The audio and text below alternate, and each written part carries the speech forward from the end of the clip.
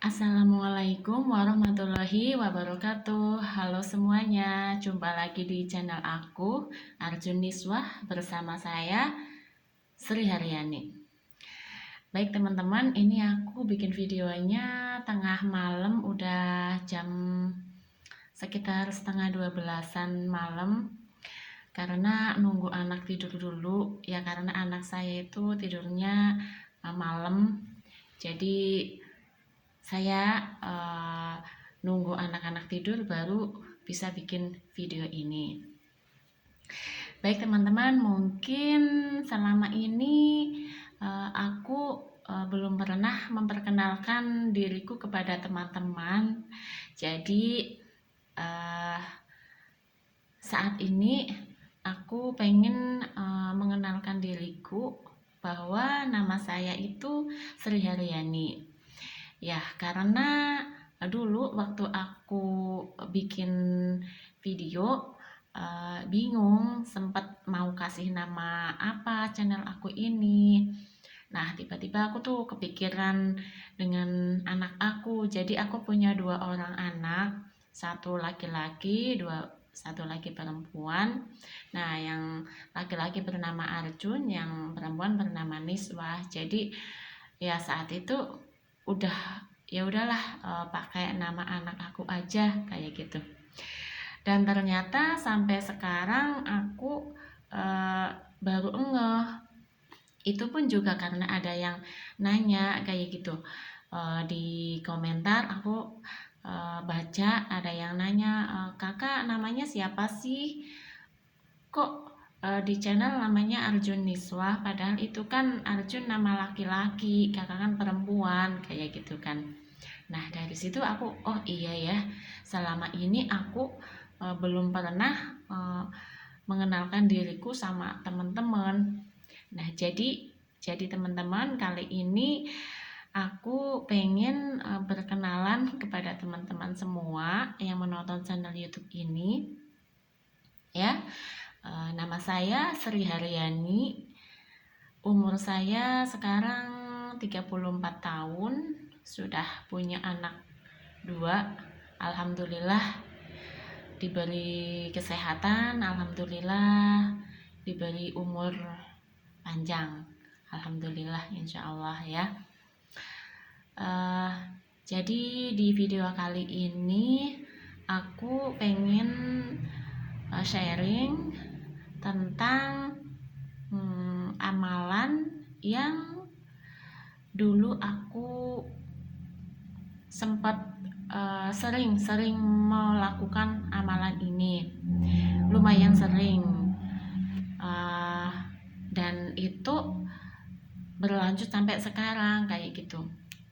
Kalau jadi dulu aku waktu sekolah kelas 3 SMA gitu ya, saat itu mendekati ujian nasional. Dan pada saat itu ujian nasionalnya itu bagi aku tuh yang ya Allah, itu yang apa ya, bagi aku kayak masalah yang berat banget. Soalnya saat itu nggak ada ujian ulang kayak gitu. Jadi yang ada di pikiran aku, nanti kalau misalnya aku nggak lulus gimana nih.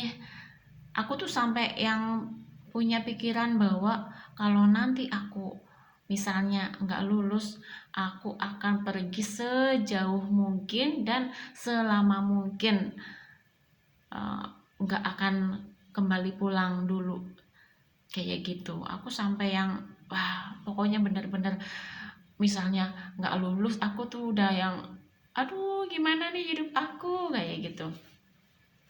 Nah dari situ sering banget diingetin sama ya guru-guru yang di sekolah aku, ya suruh belajar yang benar-benar, terus suruh banyak-banyak doa kayak gitu.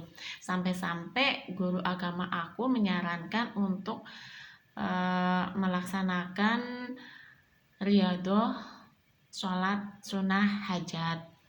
Nah dari situ aku baru tahu, oh ternyata ada ya sholat hajat, yang setahu aku dulu amalan-amalan riyadhah itu hanya sholat tahajud dan puasa Senin Kamis kayak gitu. Dan aku saat itu belum pernah sih melakukan yang riyadhah semacam itu, kayak yang sholat tahajud, puasa kayak gitu nggak pernah. Cuman eh, yang aku tahu itulah pokoknya kalau kita mau sesuatu ya udah berdoa sama sholat tahajud kayak gitu. Dan aku sholat tahajudnya tuh waktu itu cuman satu dua kayak gitu, soalnya rasanya itu berat banget, berat saking beratnya gitu. Nah, Pak guru agama aku ini bilang suruh melaksanakan sholat sunnah hajat, dan itu dilakukan ketika kita itu mau tidur ya. Kalau kita mau tidur, ambil wudhu, terus sholat sunnah, diniatkan sholat sunnah hajat 2 rakaat. Habis itu berdoa. Nah, setelah doa dilanjutkan langsung tidur kayak gitu. Jadi nggak boleh melakukan hal lain lagi. Habis berdoa terus udah beranjak tidur. Nah, itu aku langsung ngamalin di rumah kayak gitu. Jadi menurut aku ini sholat sunnah hajat itu apa ya, ringan gitu. Pilihannya sholat sunnah hajat dan sholat sunnah tahajud. Kalau sholat sunnah tahajud itu kan dilakukan di sepertiga malam gitu ya. Kita bangun malam itu kan berat waktu itu dulu ya. Nah, jadi ini ada inisiatif lain, ada opsi lain dari guru aku, suruh melaksanakan sholat sunnah hajat, dan menurut aku ini yang lebih bisa aku lakukan kayak gitu daripada harus sholat tahajud yang menurut aku itu berat. Jadi aku lebih memilih sholat sunnah hajat. Nah, di sini juga guru aku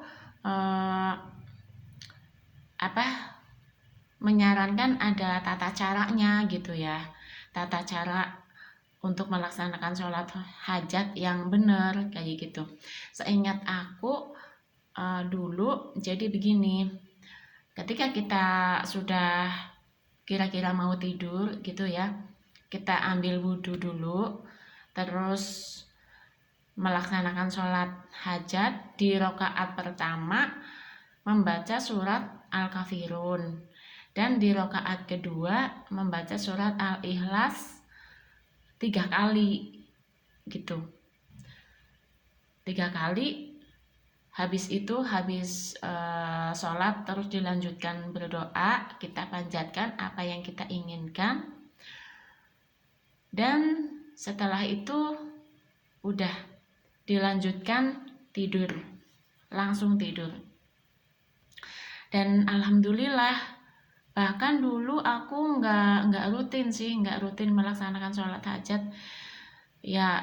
Waktu itu aku masih ya usia itu SMA, itu kan belum ya hanya sekedar kepengen lulus kayak gitu. Jadi usaha riyadhahnya itu belum yang bisa setiap hari yang kencang kayak gitu, enggak. Jadi cuman sekali, 2 kali, 3 kali gitu sih. Dan waktu itu alhamdulillah aku bisa melaksanakan yang guru aku sarankan, yaitu sholat hajat. Setelah itu ya alhamdulillah, ketika pengumuman kelulusan saya dapat nilai baik, masuk 10 besar. Dan aku nggak menyangka kayak gitu. Aku nggak nyangka aku bakal dapat nilai baik. Yang sebelumnya aku tuh nggak pernah, ibaratnya aku tuh sekolah belum pernah lah dapat prestasi, dapat nilai bagus kayak gitu, nggak pernah. Tapi di situ ketika nilai kelulusan aku dapat nilai menurut aku itu bagus. Soalnya aku belum pernah mendapatkan nilai segitu. Dan aku nggak akan uh, bilang aku dapat nilai berapa ya. Enggak, tapi yang jelas nominal itu sangat bagus buat diriku kayak gitu. Dan setelah itu aku sering misalnya lagi kepengen sesuatu atau punya hajat kayak gitu, aku lebih memilih untuk melaksanakan riyadhah berupa sholat sunnah hajat, karena menurut aku sholat hajat itu ringan. Jadi waktunya itu bebas, boleh siang, boleh malam, kapanpun bisa dilakukan kecuali di waktu-waktu yang terlarang ya. Misalnya sehabis asar atau sehabis subuh itu kan nggak boleh. Nah itu bebas, boleh dilakukan, cuman yang lebih menurut aku yang lebih baik ya di waktu sepertiga malam atau di waktu ketika menjelang kita tidur kayak gitu, seperti yang disarankan oleh guru aku. Nah di sini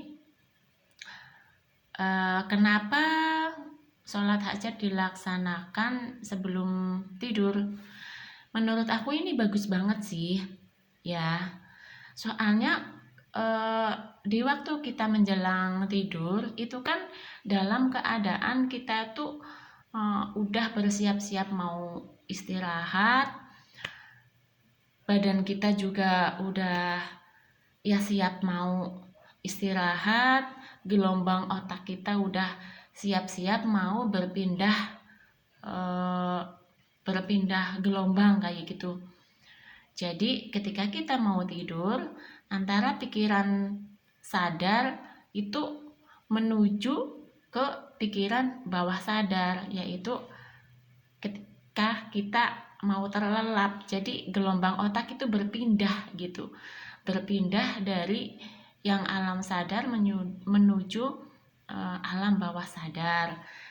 Jadi ketika sebelum kita tidur melaksanakan hal yang baik, kita panjatkan doa, kita panjatkan harapan, lalu kita pejamkan mata tidur terlelap, itu sangat sangat powerful untuk untuk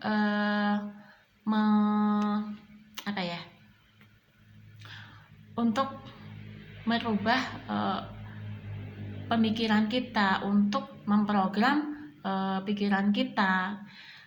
Karena itu makanya banyak kan disarankan kita tuh sebelum tidur baca doa, sebelum tidur berafirmasi, sebelum tidur memikirkan hal-hal yang baik kayak gitu. Kenapa? Karena di waktu itu gelombang otak kita akan menuju ke gelombang alfa atau gelombang bawah sadar, di mana saat-saat itu kegiatan kita, apa yang kita pikirkan itu lebih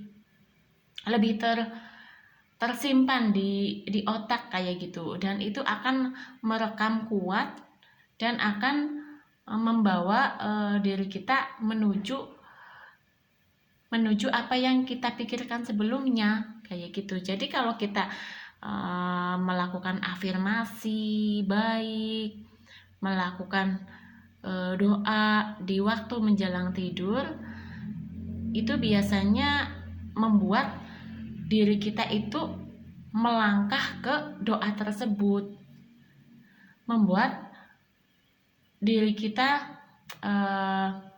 berjalan ke arah tersebut, arah dimana yang kita ucapkan sebelum kita tidur, kayak gitu. Makanya kenapa sering juga orang misalnya lagi memikirkan sesuatu yang kepikiran banget, aku kayak gini nih, aku lagi mikirin duit aku yang hilang nih, aku lagi mikirin si dia nih. Nah, itu di waktu siang hari atau menjelang tidur biasanya itu ke bawah mimpi, ke bawah sampai mimpi. Nah, di situ loh. Tuh, kenapa kok dalam mimpi kita berada di apa yang kita pikirkan tadi waktu siang hari, waktu sebelum tidur. Nah, itu jadi gelombang ini, kalau otak bawah sadar itu merekam semuanya, dan itu lebih kuat gitu, lebih kuat tersimpannya. Jadi bahkan ketika kita tidak sadar, kita tidur, kita terlelap, ternyata di situ masih jalan. Yang kita pikirkan tadi ternyata masih jalan berupa di mimpi itu. Kayak gitu loh teman-teman. Jadi yang tadi disarankan oleh guru aku, melaksanakan sholat hajat sebelum tidur, itu menurut aku sangat bagus sekali, kayak gitu. Hasilnya kayak gitu loh.